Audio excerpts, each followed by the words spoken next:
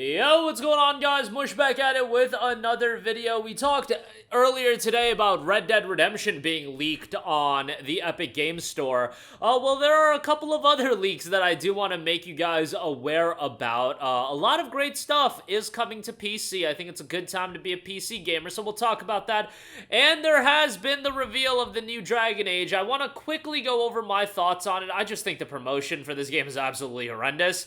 I don't think the game looks awful. Like, my expectations of BioWare, because they are absolutely washed as a studio, is much lower than what it was a decade ago. So keep that in mind, but I'll get to that in a little bit. First of all, it was noted via the Epic Games DB. It's a Steam DB type thing for Epic Games Store. A lot of games got leaked. It looked like Red Dead Redemption got leaked. Last of Us Part 2, which we had known about, Biblikun had noted that that game is pretty much in the can, ready to go.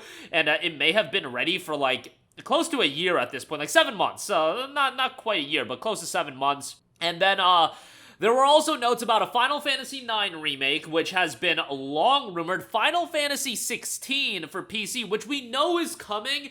But it still hasn't really been officially confirmed. Like, yes, the interviews with the Square Enix, they've said that it's coming, but there's no official trailer or anything like that. There's no Steam page that's live yet. What I assume is when Final Fantasy 16 gets revealed for PC, the turnaround is going to be very, very quick, and they're probably going to bundle in the DLC. They're probably going to roll out a complete edition on PlayStation 5 as well, much like what Sony and PlayStation do with their first-party titles like Horizon. They'll do a complete edition and then they'll release the game on PC. I think they won't do a delayed release. Like, the complete edition will come out on PS5 and then it'll come out on PC as well. That's how I think they're going to handle Final Fantasy 16. On top of that, a new Turok game was noted as well. So there's a lot of exciting releases, and I do know that there's a lot of discussion on whether or not Final Fantasy 16 is going to be on Steam. Guys, I think it's going to be on Steam because Square Enix and Epic Games, their relationship,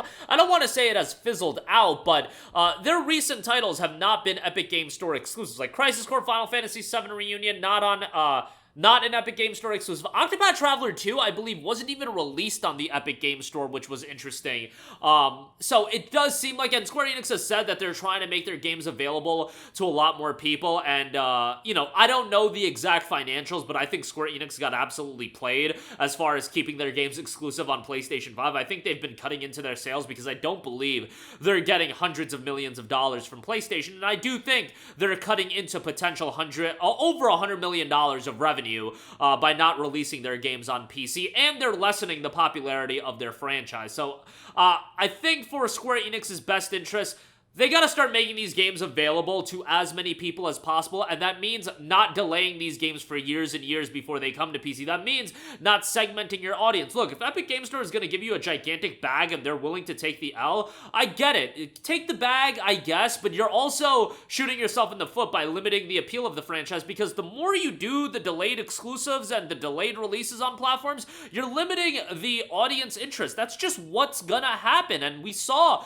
with FF7 Rebirth, it looks like sales for that game have been disappointing. Well, maybe you should have dropped that game on Steam right away and you would have had a new audience to work with. Like, I'm not saying the sales would have doubled for FF7 Rebirth, but I think there would have been a healthy increase. Guys, I think I think you guys are smart enough, but I think a lot of developers, a lot of publishers underestimate how well their games would do on PC, on Steam, and whatever Sony is paying them for timed exclusives, I don't know if you're getting that return. And I think Sony's I don't have official numbers. Maybe Sony's paying up the wazoo, and they gave Square Enix like $200 million for timed exclusivity on FF7 Rebirth. Fine, do what you got to do, but man, I think it would be so much more effective for all these games to just drop on Steam right away. I get it from Sony's first-party standpoint why they don't want to drop a Last of Us Part 2 on Steam right away and PC right away, because they're trying to, you know, get people to check out their console, because that's very much incentivized for them. They want you within their ecosystem.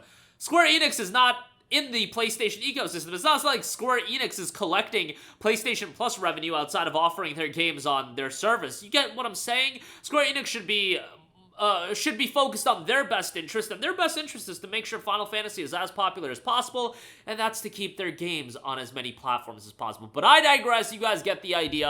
A lot of notable titles alongside Red Dead as well, so this is very reminiscent to the NVIDIA GeForce leak, which was just humorous. Some of those games, however, have yet to come out or have just recently come out, like Ghost of Tsushima. Ghost of Tsushima got leaked like years ago and finally out now, but yeah, it takes a while. I'm not saying FF9 in particular. I don't think that's going to come out this year. I think that's going to be a 2025 title, but I do think it's further along than people may realize. And on top of that, I don't expect FF9 to be this crazy remake at the level of FF7. I think it's going to be a bit of a smaller scale remake, but still something people are going to be able to sink their teeth into. All right, speaking of games people are going to sink their teeth into, Dragon Age the Veilguard has gotten its gameplay reveal. Now, there was a lot of pushback on this game based on the awful, did I say awful CG trailer that was rolled out for the game, and the promotional material for this game is terrible. What are we doing, you guys? EA, I don't know what kind of focus group you had where people want art style like this and this is what promotion you want. I get it that you're trying to promote the game for like the Fortnite audience or some garbage like that. Guys, who is going to check out Dragon Age? It is your audience that is aged, you know, 22 to 45 or 50. 22 to 50, really. That's the people that are going to check out Dragon Age. No type of this nonsense Fortnite marketing is going to hit with them. Show us gameplay, and the gameplay itself, yo, it looks fine. It looks serviceable. Y'all that are having these crazy expectations out of BioWare, guys, BioWare is washed. They are a shell of their former selves. You know this, I know this. Why are we expecting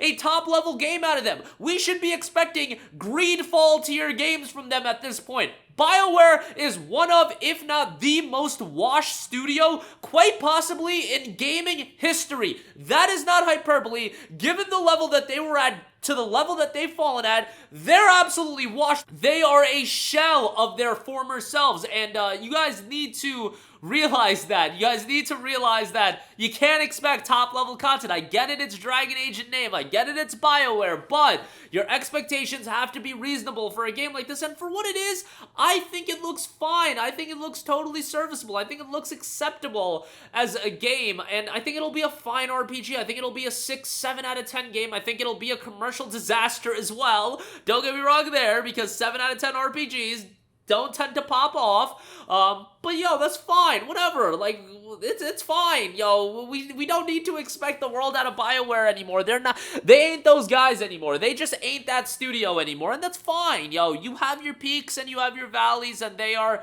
very much in a valley, and I don't think they're ever gonna get to a peak again, but I think the game looks totally serviceable, and I'm happy that it's coming out this year. I'll check it out, I'll have some Greedfall level fun with it, and then I'll move on with my life, and I'll play the other big games that are coming out this year, like Metaphor, Dragon Ball Sparking Zero. I don't know why I just picked out like 2 Japanese titles, but you get the idea. Black Ops 6, I'm sure that'll be great, you know? I'm joking, of course. Astrobot, so on and so forth. There's gonna be a lot of good content. I think Dragon Age looks fine, you guys, and I think a lot of the pushback is a little bit overstated, just because, yo, at this point, my expectations from BioWare are in the ground. I don't expect, like, the world out of them, and I think this looks like a totally serviceable Greedfall-level RPG. Not to slight on Greedfall, like, Greedfall's a totally fine game. It's just, it's not BioWare of old, and that's okay. It's like, it was sad in 2019 when Anthem came out. At this point, it's 2024, you guys. It's time to move on. We can reminisce, and we can call out BioWare for being absolutely washed, but it is what it is, you know? Maybe